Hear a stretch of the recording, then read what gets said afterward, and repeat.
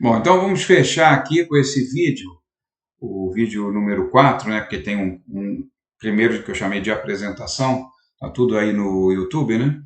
Esse aqui é o número 4, parte 4. Nós vamos finalizar o nosso estudo das doenças cardiovasculares, abordando os acidentes vasculares cerebrais. Então, também uma doença obstrutiva, né? Conforme nós iniciamos o módulo falando da parte coronariana, né?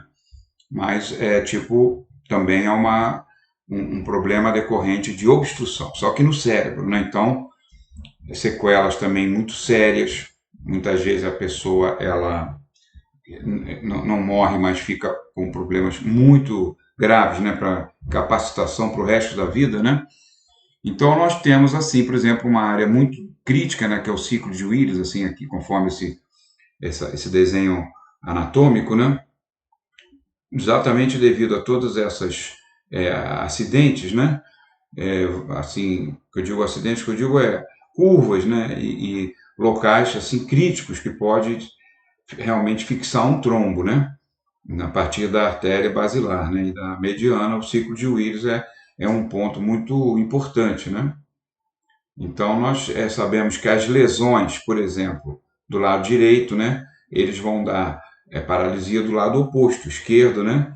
Vamos ter problemas de memória, problemas de percepção, uma certa impulsividade, né? E quando a lesão é do lado esquerdo, também os déficits de memória, mas assim, pegando um pouco da linguagem, a paralisia oposta, lado direito, e em vez de impulsividade, lentidão, hesitação. E os tipos de derrame, nós temos o isquêmico, onde isso aí vai representar 80 a 84%, né? Que houve só a obstrução, a falta de oxigênio e depois o paciente saindo, né? Com restabelecimento, às vezes, de uma circulação paralela, né? Alguma coisa do tipo.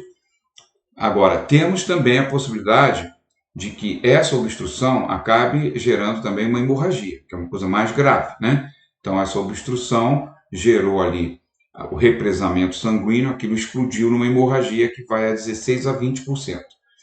Eles chamam lacunar, são das áreas mais internas do cérebro, né? Que são os mais difíceis de ser detectados, o exame de imagem pega, evidentemente, mas é o que precisa de mais cuidado nessa parte diagnóstica. E eles estão em áreas que podem ter prognósticos muito imprevisíveis, né? Por estarem muito internos, né? Então a gente já começa falando do que pode ajudar, porque na verdade nós estamos falando de trombos. Então, se nós estamos falando de trombos, nós precisamos focar a ação fibrinolítica, que é fisiológica. À medida em que eu formo um trombo, sempre eu digo que o trombo é uma defesa, né? Algum tipo de problema que houve no vaso, é ativado todo o circuito de coagulação, né?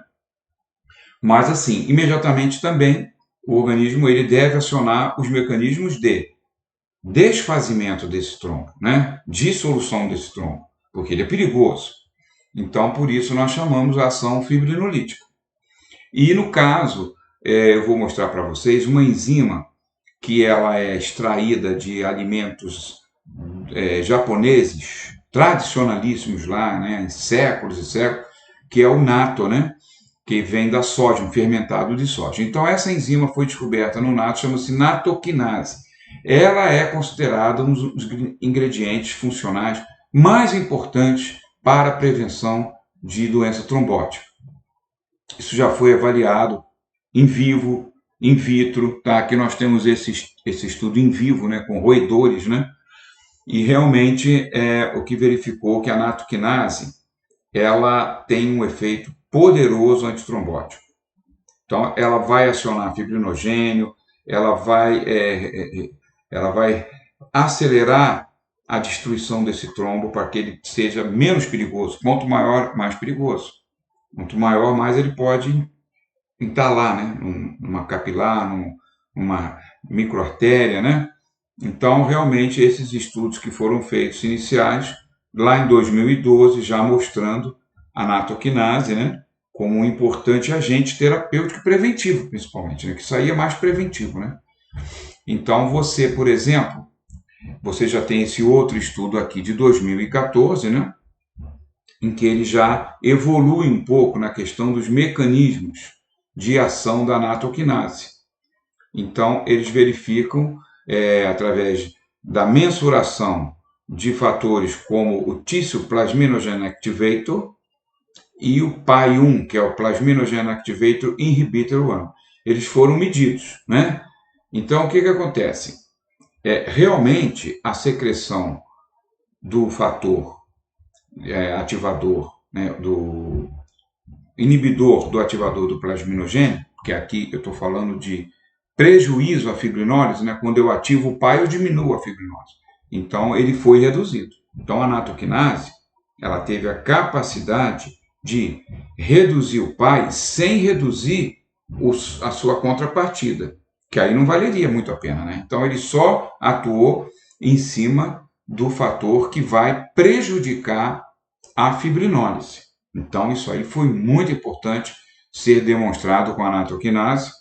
Então, ele tem um efeito aí, no caso, inclusive, foi focado a questão neurológica, porque nós sabemos que a isquemia, dependendo do tempo em que ela dura, que você vai ter a morte de neurônios, né? Então, você vai ter o efeito depois neurodegenerativo, né? Importante também que a natoquinase mostrou atividade antiagregante plaquetária. Tá? Então, isso aí já adiciona mais um efeito positivo importante, né? Aqui você já tem um estudo, você veja que eu fui subindo os anos, né? Comecei em 2012, aqui eu fui com 2014, já estou em 2017, para vocês verem o quê? Que há realmente uma pesquisa persistente na busca desses efeitos da natoquinase, e nesse estudo aqui, por exemplo, já foi feito com pacientes, né? Estudo clínico, que nos dá mais segurança para trabalhar. Isso aqui foi um estudo feito na Ásia, né? Se eu não me engano, esse estudo aqui foi feito na Coreia, usando exatamente fizeram uma seleção de pacientes, tá? Que já tinham problemas de obstrução, né, trombótica, né? Então, eles administraram a natoquinase e também teve o grupo que foi um grupo chamado controle, né? Então, vocês vejam bem que dos 82 pacientes que completaram o estudo, né? Depois de 26 semanas, houve uma redução marcante, tá? Nesses processos de obstrução, né? Então, medido aqui através do volume, né, de abertura, né, espessura, melhor dizendo, medial íntimo. Então, houve uma redução, o que significa que a luz do vaso foi preservada, né, uma luz mais ampla, né, mais espaço e menor obstrução. Então, isso foi muito importante. Eles mediram, inclusive, documentaram, e com isso realmente nós tivemos uma comprovação em humanos que nós temos um produto bastante importante, que é a natoquinase, um alimento, extraída de um alimento funcional, que é o nato, que é um produto que o efeito colateral mínimo, não se conhece, nem foi descrito, e que nós podemos usar onde? Podemos usar nas situações de paciente com história familiar, de múltiplos AVCs, ou um paciente ele próprio que já tenha tido um evento. Então, esses principalmente, né? Nós devemos estar fazendo esse trabalho da natoquinase, e também independente de cérebro, aquele que teve uma história coronariana ou carótida, enfim, obstrução vascular em algum nível, nós podemos usar. Aqui você veja esse estudo excelente, né? Já de 2020, bem recente, né? Mostrando essa atividade inibidora do PAI, que é exatamente a característica da sua ação fibrinolítica, né? E também mostrando ser um anti-inflamatório, né? Aqui você veja o TNF-alfa, que eu sempre falo, é o pai do NF-kappa beta, ele vai estimular o NF-kappa beta, o NF-kappa beta ele abre todo o leque inflamatório, inclusive passando pelas interleucinas também, e outros fatores inflamatórios, inclusive atingindo a enzima NO-sintase, né? inibindo a formação da chamada NO-sintase induzida, que é esse izinho aqui. Porque essa é péssima, por quê? Porque ela não tem feedback. Ela começa a produzir, isso aí é fruto de quê? Picos, pico hipertensivo, emergência. Entra em ação, então, uma forma da NO-sintase não controlada por feedback plasmático, por exemplo. Então, eles deram esse nome, induzida. Então, ela não tem controle, ela começa a produzir óxido nítrico sem parar. Olha, gente, a gente quer óxido nítrico, mas tudo que é demais. O que vai acontecer com essa abundância absurda de óxido nítrico? Peróxido nitrito. Então, também é importante o nattokinase agir controlando a INO.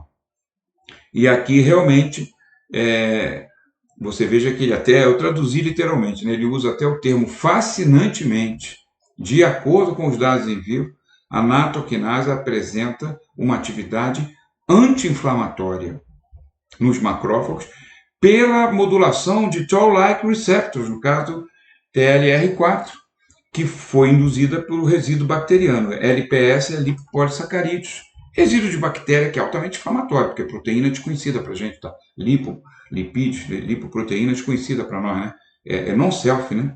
Então, ele achou fascinante isso, porque não era nem o objetivo maior do estudo, né? Porque o estudo ele está buscando a questão da fibrinólise, mas foi uma descoberta realmente muito legal, que a gente saber que a nattokinase é anti-inflamatória também e inibiu marcantemente o inibidor da ativação do plasminogênio.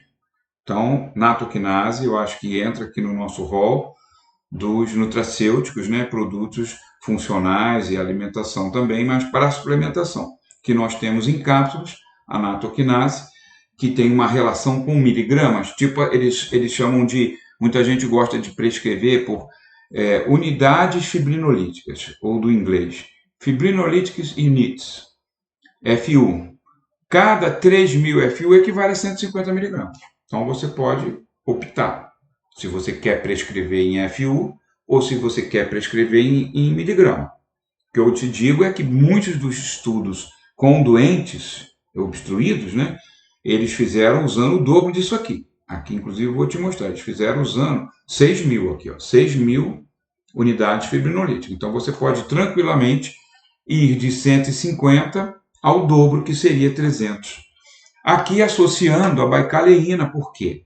Eu fui fazer um estudo que eu sou apaixonado pela baicaleína, é um flavonoide de uma planta, tem mais de uma planta, né? Mas a planta principal, Scutellaria baicalensis, lá das Balcãs, que é das montanhas daquela região do leste europeu, Hungria, lá em cima daquela região, pegando uma parte da Turquia também. Então, essa planta é riquíssima nesse alcaloide, nesse flavonoide, desculpa, que ele tem propriedades anti-isquêmicas. Eu citei apenas um estudo aqui, mas tem vários outros, que reduz o nível de peróxido nitrito, minha gente. Então, nós precisamos pensar na baicaleína, que nós temos disponibilidade num extrato concentrado da Scutellaria baicalensis, que você pode prescrever baicaleína, se quiser, ou Scutellaria, por exemplo, da Avena Farmacêutica, que é um extrato que eles importam sensacional e muito rico nos flavonoides, né? E que vai ser tudo de bom para a gente, né? Associando com o fibrinolítico, a gente associando também um produto que vai ter uma ação anti-isquêmica marcante, principalmente reduzindo peróxido nitrito e reduzindo danos à barreira hematocefálica. Né? Então eu deixo isso aí como uma sugestão, né? Muito interessante para a gente. E agora entrando num assuntozinho para a gente ver se consegue fechar, né, o nosso módulo, a homocisteína. Esse fator muito sério, né? Fator, como está dito aqui no slide, a strong risk factor for cardiovascular disease. Então, é sério. Isso aqui eu extraí de um estudo feito por um laboratório farmacêutico importante, tá? Mundialmente.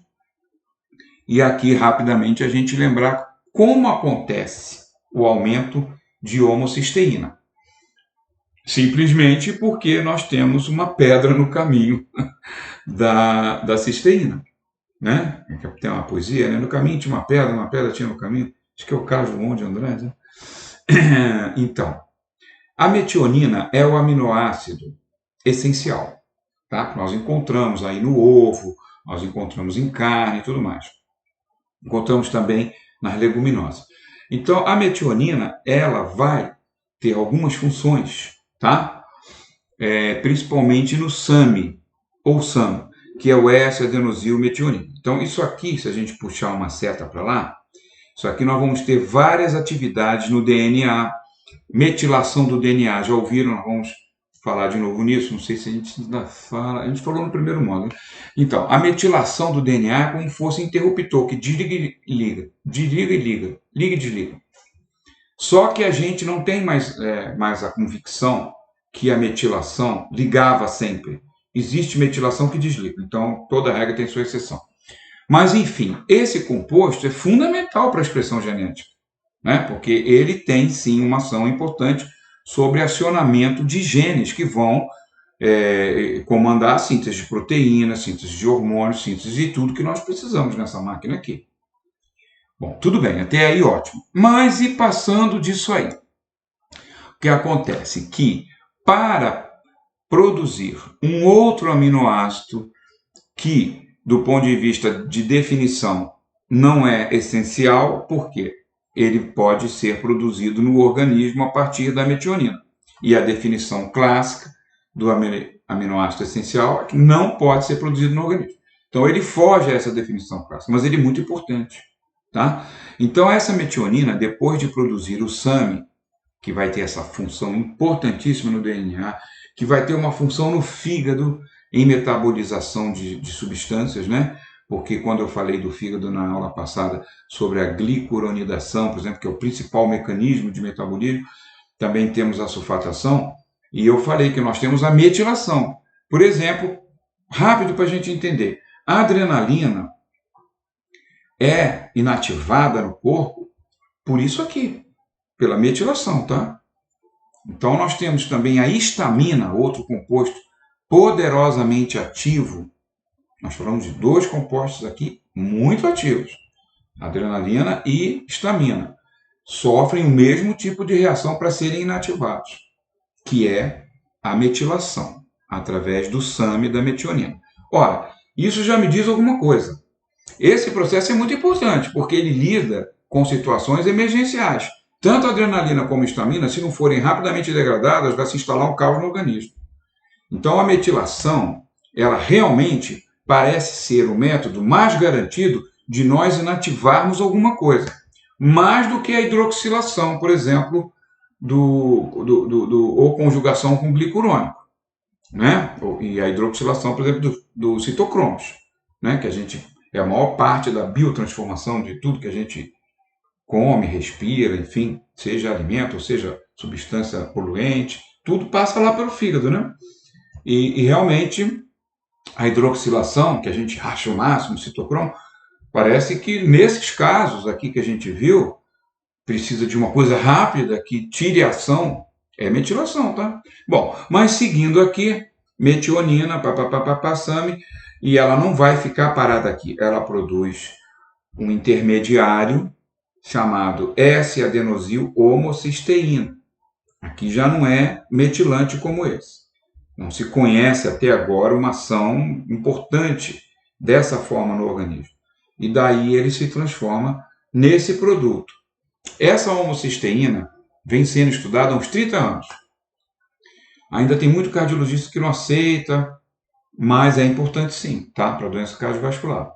Principalmente a parte saindo da cardio, da parte vascular, cérebro, tá? Mas veja bem, eles ainda não... Porque tudo no corpo tem uma função, né? Eu aprendi isso com bioquímica, né? Desde novinho, estudando bioquímica. Então, eu fico assim, matutando na minha cabeça. Para que serve a homocisteína? É só lixo? Não deve ser só lixo. Mas, na verdade, não se apontou ainda uma função. Não, a homocisteína serve para isso aqui. Ainda não há nada que demonstrou isso nas pesquisas. Mas eu acredito que um dia vão descobrir. Para alguma coisa ela deve servir. Só que o acúmulo dela é péssimo. O acúmulo dela é terrível, né? A hiperhomocisteinemia, está ligada diretamente a uma coisa que eu vou falar com vocês: derrame cerebral. Primeiro ponto que ela está sendo estudada e provando. Depois um pouquinho também na parte coronária, mas mais aqui na cabeça, tá? Então, esse excesso, ele é totalmente terrível para nós. E essa passagem aqui pela vitamina B6, aonde então, finalmente, da metionina vai chegar a cisteína, que nós precisamos demais. Nós precisamos cisteína no glutatión. Nós precisamos cisteína na estrutura da enzima das famílias glutatión peroxidase e peroxiredoxina. É pouco? Todo o sistema, não digo todo que tem as peróxidos, mas peróxido desmutase, né? Mas eu digo assim, a base do nosso sistema de autocontrole oxidativo é a base de cisteína. Então, de onde o professor Elion Pova dizia, cisteína, ela não é essencial, por causa desse detalhe aqui, ó. O organismo forma ela. Mas isso aqui, quantitativamente, é significativo? Isso aqui, para ser significativo quantitativamente, ou seja, para eu me abastecer, meu corpo, suficientemente de cisteína, eu vou ter que fazer um caminhão de homocisteína. É lógico que não é a melhor ideia. Por isso, a suplementação com cisteína é muito importante. Muito importante. Independente dessa situação aqui. Opa, desculpa. Independente dessa situação, aqui da parte, desculpa, não está indo aqui, essa enzima, porque é uma parte genética. Uma parte genética vai ter realmente uma tendência ao acúmulo disso. Independente da genética, se eu for me abastecer inteiro o meu corpo com essa reação, eu vou ter uma inundação de homocisteína. Por quê? Porque isso aqui é lento. Isto é lento. Muito lento. Essa fase final aqui da B6. E aí começa a ir para cá, acumulando.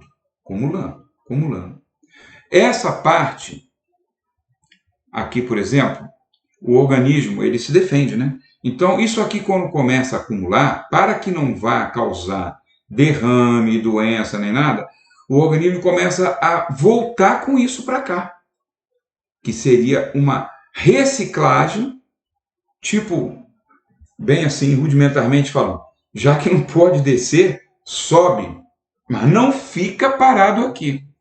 E para que isso suba e aconteça de uma forma eficiente para dar tempo ao organismo, sempre que eu falo o organismo precisa de tempo, ele vai conseguir metabolizar isso aqui, mas é lento. Então, o que ele tem que fazer? A gente tem que rodar isso aqui várias vezes até que consiga descer uma. Então, a gente vai rodando. Mas, para rodar isso aqui, eu preciso do ácido fólico, através de uma forma 5-metil-tetraído-folato, que é quem vai permitir que isso aqui suba. Isso aqui só vai subir remetilando, que já perdeu uma metil. Então, para voltar da homocisteína para a metionina, alguém tem que dar um metil. Quem vai dar? Ácido fólico, através da 5-metil-tetraído-folato. Então, o ácido fólicozinho vai ver o desespero aqui. Não, toma que eu te empresto. Toma metil aí para você voltar. Então, isso aqui funciona maravilhosamente bem, exceto nas pessoas que têm o poliformismo, mutação genética aqui na MTHFR, que é a enzima. Nome completo: metil-tetraído-folato redutase. Isso existe, isso já foi medido, isso é mais intenso nas populações miscigenadas de europeus com índios nativos americanos, que eu digo principalmente América Central, América do Sul. Não foi feito tanto, curiosamente, com o índio americano, mas eu acho que eu digo norte-americano, nos Estados Unidos, acredito que vai bater mais ou menos a mesma coisa, hein? Porque esse povo que veio descendo lá de cima do Alasca, lá daquele estreito lá de Bering, sei lá de onde, lá de cima é Bering, lá em cima, agora me confundi. Eles vieram passando da parte da Mongólia, que é a fisionomia deles, né? Lá por cima do Canadá, desceram para os Estados Unidos, desceram para o México, desceram para a América do Sul, filho. Ao chegar aqui na América do Sul, festa, né? Temperatura bacana, muita caça, muita pesca. Então se desenvolveram pouquíssimo tecnologicamente. O índio que ficou lá em cima, naquela friagem do cacete lá do Canadá, nos Estados Unidos, pô, aquele índio estava muito mais avançado em armas, em caça, em casas, que eles faziam aquelas estruturas dele realmente. O nosso também faz alguma coisa aqui em Palha, né? Mas, enfim, a dificuldade que gera o avanço, né, gente? Então, consideraçãozinha, desculpa, fora do contexto, né?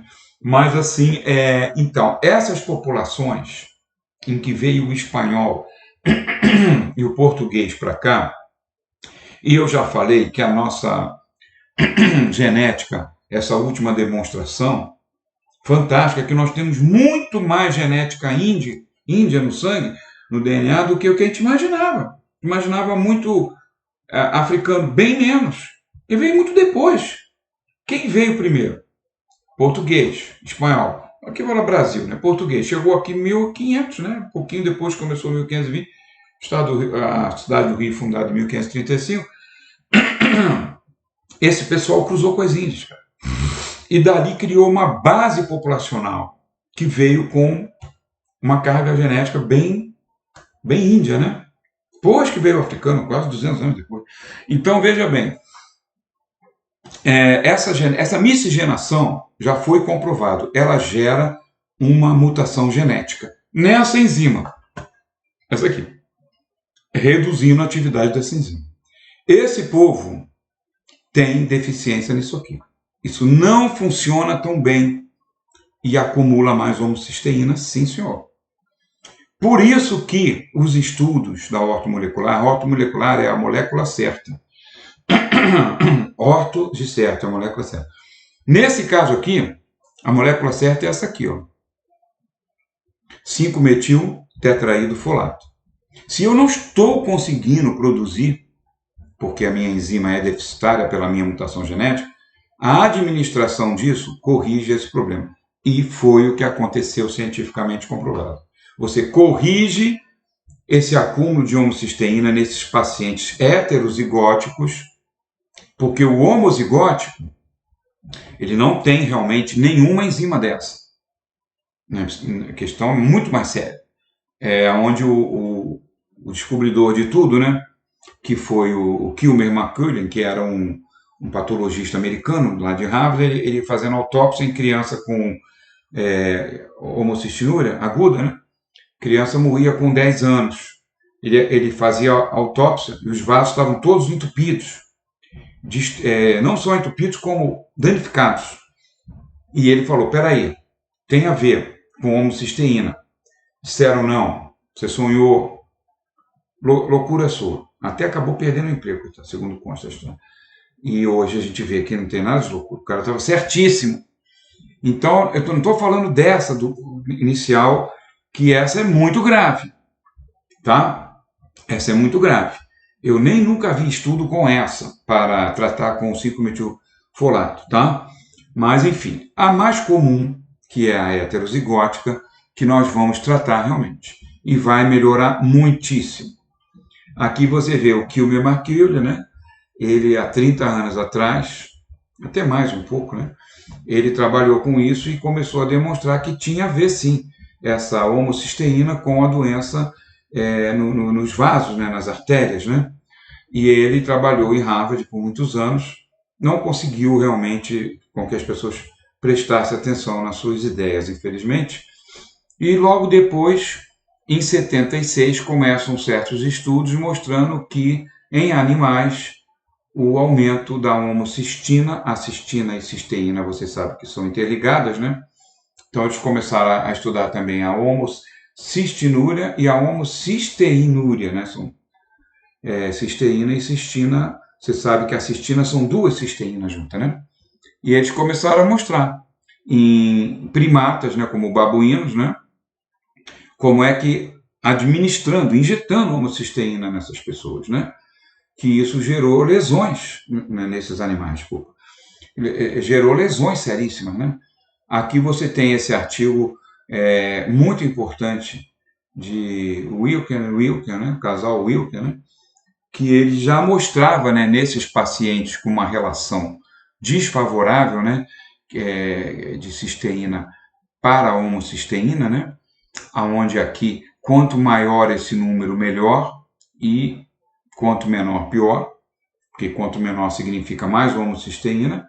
Eles viram claramente, botaram aqui nos gráficos do trabalho, esse aqui é o original deles, tá? Esse aqui é o gráfico original deles. Os controles, tudo bem, que a relação é ótima, né? A pessoa ela não é doente, né? E nesses pacientes com homocistinúria, você vê a distribuição, né, dos pacientes em níveis assim, olha que absurdo aqui, ó, de 10 a 30 nanomoles por litro, muito alto, né? 3 a 9 também alto, tá? Então, vocês vejam aí estudos que começaram a fazer no final dos anos 90, muito importantes, para mostrar o quê? Para mostrar as terapêuticas que nós poderíamos fazer. E aí, no caso, já se via lá atrás, em 98, que o ácido fólico, ele realmente é o elemento. Porque você veja que dano multivitamínico, com ácido fólico, B12 e um pouquinho de B6, tá? O resultado foi quase igual com o ácido fólico puro. Essa redução, por exemplo, da homocisteína de 11,8 para 8,5 ou de 11,8 para 8,7. Então, é o ácido fólico mesmo, é ele que está fazendo a diferença aí. Da onde muitos médicos, muitos estudiosos, simplesmente até abandonaram B12 e B6 e tratam só com ácido fólico. Sou favorável a trabalhar também com B12. Sou favorável. E a B6 lá embaixo também. Voltando aqui rapidamente, tá? Trabalhar um pouquinho da B6, porque ajuda, né? Está aqui embaixo, né? Então, e a B12 aqui, né? Então, mas a diferença é feita pelo ácido fólico. E se nós trabalhamos as formas ativas, metilfolato, fantástico, hein? Ou ácido folínico. Eu sou mais ácido folínico. Eu tive experiência em mim próprio, tá? Então, essa homocisteína elevada como causa de infarto cerebral em pacientes que já tinham Alzheimer, isso foi anotado, tá? Inclusive o número de pacientes com acidentes que eles chamam silenciosos, porque não chegou a causar às vezes um efeito assim, né? Foi um AVCzinho mais leve, né? Ele chega a atingir quase 33% dos pacientes com Alzheimer, então tem uma questão circulatória também Alzheimer, né? E os pacientes com Alzheimer apresentando níveis elevados, 14 é considerado elevado, micromoles de homocisteína. Como eu falo a vocês, hoje assim é aceito no máximo 9, para muitos autores 5 ou 6, mas assim 9, acima disso não. Então vocês vão ver vários estudos aqui, esse estudo muito interessante. Esse aqui é case report, né? Caso relatado de um paciente que teve realmente problemas sérios a partir de um AVC. Aí eles avaliaram os níveis de homocisteína elevados nesse paciente em janeiro de 2005, tá? Aí eles foram submeter ao protocolo com ácido fólico, 5 miligramas, não pode ser menos, a B12 um pouquinho e deram um N-acetilcisteína, tudo bem. Aumentar a glutatião também. Eles viram que um ano depois, o paciente ele teve uma regressão das áreas comprometidas e ele voltou, inclusive, a dirigir através do tratamento com o ácido fólico, tá? Aqui você tem, em 2015, né, 121 pacientes com derrame lacunar e que eles verificaram que a homocisteína estava elevada em todos os pacientes com esse derrame profundo, lacunar, lá dentro do cérebro. Então, é uma coisa terrível, né? E verificaram também aumento, né, de fatores inflamatórios, a PCR, a metaloproteinase, que é liberada para tentar limpar tecido de resíduos de morte, né, até necrose, né? Mas ela própria vai destruir também. Aqui você também tem, em 2015, interessantíssimo isso, a relação com o álcool. Então, eles viram que o consumo excessivo de álcool aumenta a homocisteína. Então, realmente, não pode estar abusando de álcool. Tá? Não sou aqui campanha anti-álcool, eu mesmo bebo meu vinhozinho e tudo, mas não pode ser uma coisa tipo toda hora. Entendeu? Então, tem que ser um evento, uma comemoração, um aniversário, um amigo que se encontrou, ou um fim de semana, assim. Então, não é assim também todo fim de semana, né? Então, eu acho que a gente tem que procurar moderar essa ingestão, porque a gente está tendo essa prova aí, que realmente O álcool ele vai aumentar a homocisteína. Uma dicasinha, se realmente fim de semana tomou um vinhozinho a mais, ou você está tomando todo fim de semana, tome ácido fólico. Não espere aumentar a homocisteína. Você já bebeu o vinho, já tomou até junto na taça do vinho, comprimidinho ou a cápsulazinha, que eu sou mais favorável ao ácido folínico, tá? Vou te explicar daqui a pouco por quê. Então, isso aí eu acho importante. Aqui, por exemplo, nas neurodegenerações, né? E que vai implicar na neuroregeneração. Mas, na verdade, eu quero falar aqui como essa homocisteína ela é um risco para problemas neurológicos. Até porque, se ela causa isquemia, obviamente ela está causando dano neurológico, tá? Então, esse limite de corte que eles viram, não que a pessoa deva ser esse o limite de corte, eles viram que a partir desse número, 17 micromoles, que foi muito grave, eram os pacientes mais graves. Então, quer dizer, não precisa ir até 20, como se achava lá no início. Não, homocisteína é perigosa com 20. Não, não, não. Ela já é bem perigosa abaixo de 20. Bem perigosa mesmo, né? 17. E com 14 também não foi nenhuma maravilha, porque esse 17 ele foi até letalidade, tá? Mas com perda funcional, tá? Neuromotora, já com 14, quase 15, ó. Então eu não quero 14, não quero 15, não quero 17, eu quero 9 para baixo, tá? E é isso se a gente chegar no clube dos 5, né? Os Estados Unidos tem os médicos criaram esse termo. Clube dos 5, é a hemoglobina glicada 5 no diabético e homocisteína também no máximo 5. Pô, maravilha. Aí realmente sensacional. Aqui você vê mais estudos repetitivos, até desculpa, né? No AVC, então sempre a latana elevada e já falando aqui em menos de 10. Já estão adotando menos de 10 como uma referência de segurança, tá? Aqui eu peguei de 2023 para vocês, fresquinho, final do ano, dezembro. Não tem nem um mês, tá? Do artigo. Esse aqui falando sobre a questão do fator independente, que é a homocisteína. Para doença cardiovascular, não focou só cérebro, não. Tá? E aí ele vem dizendo que a eficiência da enzima, cruzamento do espanhol português com o índio, aquela coisa toda que eu falei, então essa enzima deficitária, obviamente que ela vai gerar o aumento dos níveis de homocisteína, o que vai aumentar os radicais livres do oxigênio e que vai levar ao estresse oxidativo. A homocisteína é reconhecida como fator de risco independente. Tá? Então você veja aqui o polimorfismo que ele está falando, do português espanhol com índio, é o C677T. Não é isso? Que é uma troca da valina, o aminoácido valina, desculpa, com alanina. Então essa mutaçãozinha, uma besteira, né? Uma proteína, sei lá, 100, 200 aminoácidos, umzinho que troca com outro de lugar, gente. Por isso que eu digo é orto mesmo, tem que ser certo. Orto molecular. Uma trocazinha à toa já causa todo esse bafafá na gente, tá? Voltando lá atrás, às vezes eu volto só para a gente, né? Volta aqui nesse quadro, exatamente aqui. Já atrapalha isso tudo aqui. Já é lento para baixo e aí fica lento para cima, porque ele tem pouca. Por isso o folato.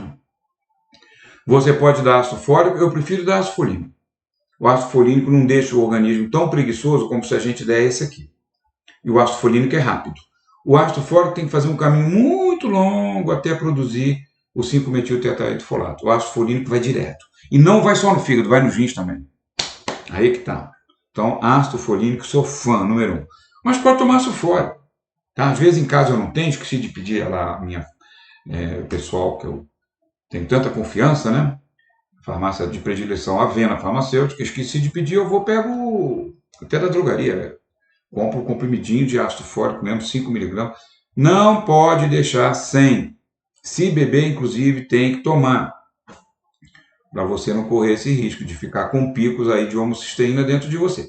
Então, esse artigo aqui, eu acho que ele é importantíssimo, ele demonstra isso. E aí vem, tipo assim, acabou? Não, tem pior ainda. Homocisteína interage com o lipoar. Meu Deus do céu, 2 fatores independentes de risco cardiovascular: lipoA e homocisteína, que não são muito ainda lá maravilhosamente considerados pela medicina, não.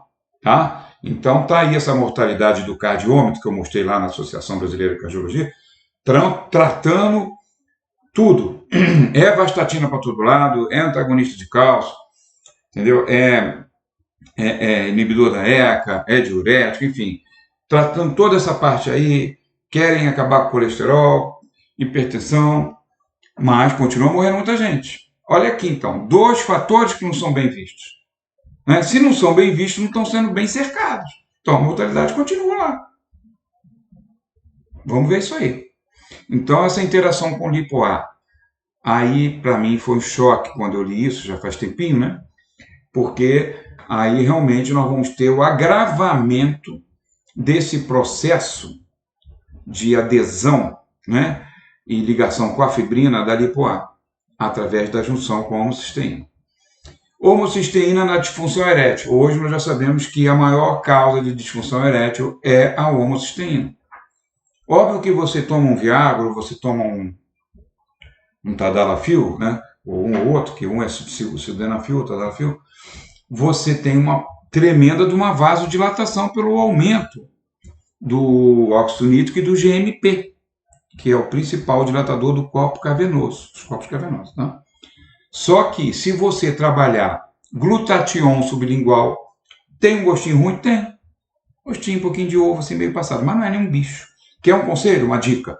Para fazer o glutatión sublingual, limão. Sabe? Peça sempre sabor limão. Você pode pedir um comprimidinho sublingual, uma jujubi. Com limão ele vai com uma maravilha, tá? E sublingual porque pelo estômago vai destruir. Ele é uma mini proteína, né? Então o estômago destrói isso rapidinho, né? Você vai ficar com cisteína pura e tal, glutamina e glicina. Mas tudo bem. Então, se você diminuir a homocisteína, você melhora a ereção. Isso está demonstrado em vários estudos. Ah, mas a pessoa se sente bem, já tem confiança no sildenafil e tal, no tadalafil. Bem, pode continuar tomando, mas ele vai para o glutatión também, que ele vai se sentir melhor. Tá? E ele vai começar a fazer experiências e ele vai ver que, de repente, consegue ficar bem melhor com o glutatión sublingual e também cisteína, podemos dar aí pela via oral em cápsulas, constantemente. O glutatión pode até dar meia hora, 45 minutos antes da relação, mas pode e deve dar diária, a cisteína diária. Cisteína você já faz doses de 500 miligramas, 3 vezes ao dia em cápsula. Glutatión 100 a 200 miligramas sublingual. Então, realmente, a disfunção erétil foi meio que abandonado esse estudo da parte da homocisteína, né? Então, esses níveis de referência, você veja que até para o idoso chamado centenário, né, que está chegando 90 anos, até admite 12, mas você vê que a galera toda vamos ficar aqui com 9, né? Ficar aqui com 9, criança e adolescente tem que ser menor, né? Então, veja bem esse quadro para você poder avaliar os seus pacientes, o adolescente 5 a 7, tá? E esse adultos aqui até 9. O sexo masculino pode ser um pouquinho a mais. Eu te considero, para mim eu fico com 9 para os dois, tá? Então, aqui são várias doenças, né? Que a homocisteína vai, né, causar, desde o derrame, que isso já está consolidado com a homocisteína, o Alzheimer também ela participa, cardiovascular embaixo também, rins, ela estoura rim, e ela também está levando a osteoporose diabetes. Então, isso aqui, você veja o clube dos 5 dele, né? 5, excellent. 8, good. 8, good, né? 11, acceptable. E por aí você já vai saindo. Achei legalzinho, por isso que eu trouxe para vocês esse quadro, né? Fatores determinantes para subir a homocisteína. Olha aqui, vou chegar perto do limitezinho. A própria gravidez já influencia. A grávida tem que estar atenta, aí os nutricionistas, seu médico, né? E a gente está monitorando homocisteína na grávida, que já vai aumentar um pouco. Não chegando, assim, no limitezinho da linha aqui, mas já está chegando, né? E a gente pode fazer tranquilamente, né? Aliás, tem que fazer ácido fólico para a grávida por outros motivos, que é o tubo neural, né? Do bebê. Então, o diabético já está encostando no limite, e aí você vem hipertiroidismo encostando, Álcool piorando tudo isso. Exercício demais, que eu sempre falo, exercício é bom, não demais. Tudo na vida tem o demais. Então, o exercício, que é ótimo, o overtraining já é péssimo. O overtraining, ele já desarma todos os nossos mecanismos compensatórios e protetores de enzima, de tudo. Então, tá aqui. Agora, abuso, aqui, consumo de álcool já aproxima. Porém, o abuso de álcool já cruzou a linha. Isso é muito legal, esse slide, cara. Eu peguei de um artigo aí. Muito legal. Então, consumo de álcool e abuso de álcool. O que é o abuso de álcool? Bom, não vou falar, é 194 gramas diária, que é o ficha preta do Alcoólicos Anônimos, né? Que é tu beber 3 doses de uísque todo dia, daquela cowboy, bem servida, né? Desculpa aí. Então, isso não é realmente favorável. Mas, assim, tipo, também beber todo dia já foi demonstrado, inclusive na aula anterior já mostrei. Então, deixar para o fim de semana um vinhozinho de leve, né? Abuso de álcool, não. Café demais, pegou. Gente que bebe café demais. Por causa que a cafeína vai aumentar a homocisteína em excesso, tá? Fumo, nem pensar. Daí você tem doenças, né? Câncer, pelo amor de Deus, vai explodir a homocisteína. O hipertiroidismo preocupava um pouquinho, mas o hipo muito mais. O hipotiroidismo ele já cruzou a linha, já está de 15. Pelo amor de Deus, diabetes, muito preocupante. Doença renal, estourou. E aí tem a parte de déficits alimentares, né? Em primeiro lugar o folato, depois B12 e B6, né? E quando você tem falha na cistationina beta-sintase, junto com a metilfolato tetrahidrogelatase, aí você vai para esse paciente chamado heterozigótico, que vai a 300 e a vida deles é 10, 12 anos de idade e morre criança. Né? Então isso aí realmente é muito sério. Vamos trabalhar a redução de homocisteína. Pode usar o metilfolato, mas usa junto o ácido folínico para o organismo não ficar preguiçoso. É sensacional essa associação. Pode colocar a metilcobalamina, piridoxina, um pouquinho vai fazer mal nenhum. Protocolo top para a redução da homocisteína. Aí entra com uma vitamina A e um beta-carotenozinho que ajuda. Isso aqui é o complexo A. É a vitamina e a provitamina, que é o beta-caroteno. Daí a gente fecha com a insuficiência cardíaca, que seria o último tópico, para a gente ver o que pode ser feito, né? Obviamente que é uma questão energética. Nós temos aí a fosfocreatina como o principal doador de fósforo para regenerar ATP, já vimos isso no início da aula, e que vai ser logo de cara, vou falando, já é um grande elemento terapêutico para ajudar na insuficiência cardíaca a creatina, né? Creatina fosfato, né? Então, esses pacientes, eles têm uma redução já natural da fosfocreatina, a demanda energética aumentada, e os níveis de radicais livres aumentando e causando acúmulo de cálcio, né? Tudo isso aqui está relacionado com a insuficiência cardíaca, levando à arritmia, porque aí realmente picos de bradicardia e taquicardia para tentar suprir com sangue, depois vem a brade para compensar.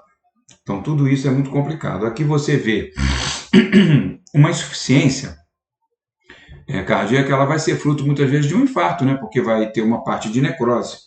Né? Meu pai viveu 24 anos com 70% do coração, uma necrose extensa de 30%.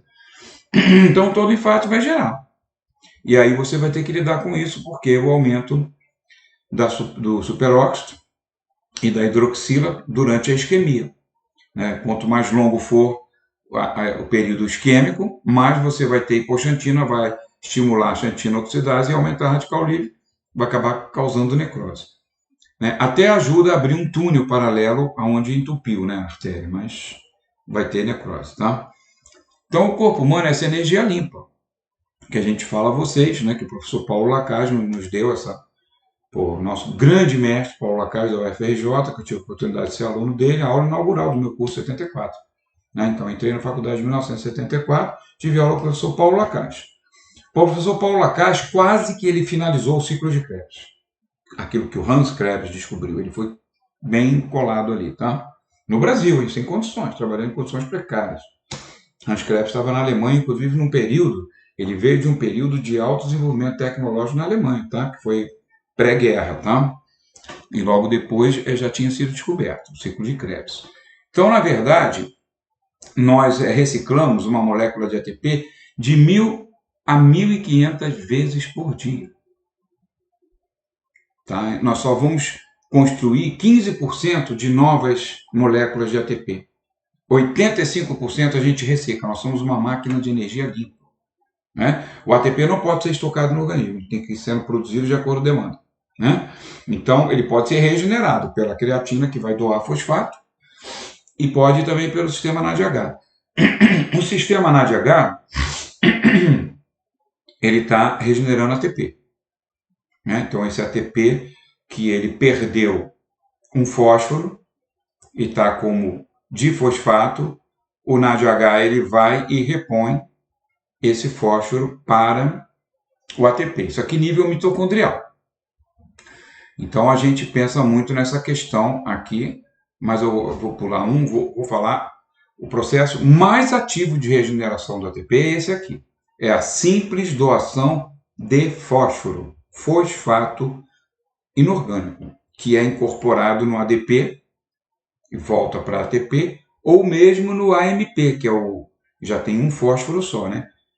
ATP, adenosina trifosfato, ADP, adenosina difosfato, e AMP, adenosina monofosfato. Então a creatina ela vai atuar aqui, procurando o quê? Subir os níveis do ATP. Isso é o processo mais inteligente que o nosso corpo bolou, já que a gente não pode estocar ele. Ele está sendo constantemente usado. Quando nós aumentamos muito os níveis de AMP, a célula pode estar na sua fase de morte, naturalmente. Morte natural, vai diminuindo muito o ATP, aumentando a AMP. Ou pode ser em certas doenças, disfunção mitocondrial. Quais são as doenças ligadas à disfunção mitocondrial? ELA, do Stephen Hawking, esclerose lateral, também esclerose múltipla, Parkinson, tá? São doenças que são muito associadas a esse aumento do AMP, porque não consegue regenerar suficiente, tá? O AMP, quando aumenta muito, ele vai sinalizar para o organismo, inclusive em cima de gordura, que tem um lado bom, que a gente vai falar no próximo capítulo, na próxima módulo. Não percam, obesidade, tá? Que a gente vai falar coisas para vocês importantes, que ajudam. Então, também aqui na questão da obesidade, o AMP, se a gente forçar essa situação, ele vai estimular a pegar gordura lá para transformar em energia. Mas assim, voltando ao complexo Q, a mitocôndria, sobre a regeneração do ATP via vitamina B3, que é o NADH, então aí nós podemos usar o complexo Q. Né? Nós podemos usar com a enzima Q10, nós podemos usar o ubiquinol maravilhoso, que é a forma reduzida da coenzima Q10. As duas formas atuam, não é como algumas pessoas pensam, a coenzima Q10 não é ativa, é o ubiquinol. Não, as duas formas ativas. Só que essa aqui, ela vai atuar doando próton para neutralizar um radical livre. E essa aqui vai receber um elétron. Isso é fantástico, esse complexo Q, que ele atua das duas maneiras, sempre para baixar o radical livre. E temos a idebenona, que é uma semissíntese da coenzima Q10, muito poderosa, que foi feito um ajuste pelos cientistas para a crista mitocondrial, né? A cadeia lateral da idebenona, ela se encaixa perfeitinho no tamanho da crista mitocondrial. Então ela tem um efeito muito poderoso também e ela entra no complexo Q. E o PQQ, que estimula a biogênese de mitocôndrias, que hoje nós temos um produto mais poderoso ainda, que eu vou falar nas próximas aulas, que é a urolitina. Pelo amor de Deus, a urolitina é o verdadeiro preservador da mitocôndria. Inclusive, que limpa a célula das mitocôndrias velhas e desgastadas, e ficam atrapalhando. Então, a urolitina não só ela estimula nova mitocôndria, como ela limpa a velha, coisa que o PQQ não faz. Então, se quiser, já até acrescenta na fórmula de vocês, que é uma coisa muito nova, eu ia dar mais para frente. Mas já coloca aí uma urolitina de 100 mg aqui nessa fórmula para vocês, tá? porque só vai ajudar bastante a nossa mitocôndria, funcionar maravilhosamente bem. E a niacinamida, porque é exatamente isso aqui, que vai formar o NADH, e o NAD é a niacinamida, com a creatina. Creatina não pode faltar no suporte à insuficiência, né, cardíaca, né? Isso aqui nós já vimos. Então, a síntese de novo do ATP, de novo, de Paulo da Silva Lacaz, grande mestre brasileiro, e que introduziu esse termo, esse verbete, né, na linguagem científica mundial, que é o inglês. Né? Então, eles não conseguiram uma tradução, isso consta que foi no evento, um congresso de bioquímica nos Estados Unidos, professor Lacaz apresentando tudo isso que eu falei aqui para vocês, a regeneração do ATP, e ali ele falava que apenas 15% do nosso ATP usado por dia, só 15% era uma nova síntese. Os americanos queriam chamar again, ele não é again que novamente, é uma nova. Aí ficou de novo. Isso aqui que nós usamos para fabricar uma nova molécula de ATP. A ribose, junto com a adenina, vai formar o nucleotídeo. Aí só falta juntar o fósforo. Né? E o aspartato, que vai doar carbonos para a formação desse nucleotídeo. Então, aqui em cima, nós estamos trabalhando a síntese de novos ATPs, que é importante. Um paciente, quanto mais grave for, mais nós temos que trabalhar também essa parte aqui, não só de baixo. A de baixo a gente consegue os pacientes menos graves, só resolver aqui embaixo. Então, os mais graves vão precisar de aumentar a síntese de novo do ATP, com ribose espetacular. Os estudos da ribose, que é um açúcar, tá? No paciente com insuficiência cardíaca, o resultado é muito bom. Estudos com humanos, tá? Não é estudo só com animal, não. E a adenina também, cuidado, não pode dar muita adenina, que aí vai bombar demais, pode... Então, mas assim, doses menores de adenina e ribose, né? Nós vamos ver as doses mais à frente. E o aspartato também. Então, aqui embaixo já são os regeneradores, que representam 85% do nosso uso de ATP. E aí eu vou falar do NADH, do L-arginina e da number one, creatina. Tá? Se não quiser trabalhar os três, esse aqui não tem como. É o mais barato dos três, inclusive.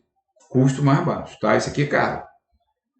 Mas é muito bom. Isso aqui, por exemplo, no Parkinson, excelente. Tá? Você fazer um NADH de 15 miligramas sublingual, tem que ser sublingual, maravilhoso. 2, 3 vezes ao dia para o Parkinson, né? E o L-arginina vai formar a creatina. Por que eu gosto de dar o L-arginina sempre? Pelo mesmo motivo, para não deixar o organismo preguiçoso. Então, eu vou dar ao filho, mas vou dar à mãe também. Né? Com isso, eu estou ajudando muito. Né? Então, nessas doses aqui, que nós vamos começar a falar um pouquinho mais lá à frente nas doses, tá? D-ribose e o biquinol melhoram os sintomas da insuficiência cardíaca. Top! Artigo de 2018. Revista médica da maior importância. British Medical Journal, na versão cardiovascular, que é o BMC. Mas é pertencente ao British Medical Journal, que é um conjunto de revistas médicas, tá? Então, realmente, ele considera aqui a mortalidade, né, que é importante, né? E fala, inclusive, dos pacientes que conseguem, que apresentam uma preservação da ejeção ventricular esquerda, né? Então, ele faz considerações sobre a seleção dos pacientes, né? E ele administrando o biquinol e ou D-ribose a esses pacientes com insuficiência cardíaca. Ele usou critérios oficiais de avaliação da melhoria, né? Que é esse questionário da Universidade de Kansas, né? E ele, então, também fez um teste ergométrico de 6 minutos, enfim, avaliou os pacientes e a conclusão dele: o biquinol e D-ribose são tratamentos que afetam positivamente o déficit energético nesses pacientes, tá? Principalmente aqueles que tinham a função ejetora ventricular esquerda preservada. O biquinol é mais efetivo, inclusive, nos adultos a partir de 50 anos. Por quê? Porque essa faixa etária é mais comum, é mais marcante o déficit do biquinol. Então, vocês que têm os pacientes 50 anos, 51, 52. Então não é só pensar 60, 70. Vamos pensar nessas pessoas, que elas já começam a ter certos déficits, inclusive metabólicos, né? E essa derribose, que é um substrato requerido para a síntese do ATP. Então é um de novo. E melhorou bastante a bioenergética. Então, gente, nós estamos falando coisas muito interessantes, tá? Aqui você tem um estudo de 2002, um pouquinho mais antiguinho, mas que foi bem interessante, que foi feito com idosos que queriam fazer ginástica e se cansavam rápido, desistiu. Tá? Eles começavam uma academiazinha especializada e assim, tinha uma desistência muito grande. E aí os médicos administraram creatina. Melhorou absurdamente. Houve aderência à ginástica do idoso, que se sentia menos cansado, tá? E com isso também, obviamente, melhorou o tecido muscular, reduziu a perda, tá? Então, a creatina, a gente não tem que ficar com a creatina só na cabeça para negócio de pessoal que malha, não. A creatina é fundamental na parte neurológica, após um AVC, em que a isquemia danificou muita coisa, ele precisa de ATP sem oxigênio. Quem vai dar? Creatina. Então melhora muito assim, as sequelas, né, do AVC. Né? Então sempre tem que dar na sequela no paciente que teve AVC. E também nessa parte neurológica. Parkinson, tudo isso, estão usando direto a creatina. Gente, o organismo é energia. O mundo é energia. O organismo é energia. E nossa energia é ATP. Então não é questão só de malhação. Vida, ATP é vida. É reação química, é enxergar, é olhar, é falar, como estou falando igual um louco aqui, né? As pessoas falam para esse cara é louco que fala sem parar. Mas é ATP. Então aqui, creatina fosfato como adjuvante nos pacientes cardiopáticos. Revista super fera, Heart and Lung Circulation. Não é revista experimental de ortomolecular. Revista médica de peso na parte de tratamento.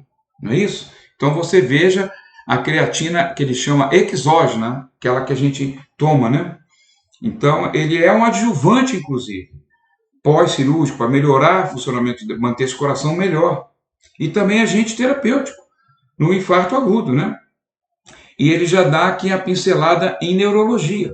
Então, gente, não tenham medo de creatina. Creatina é uma dádiva humana, né? Não precisa usar essas doses absurdas da malhação pesada, 10, 12, 15, até 20 gramas. Ronaldinho, né?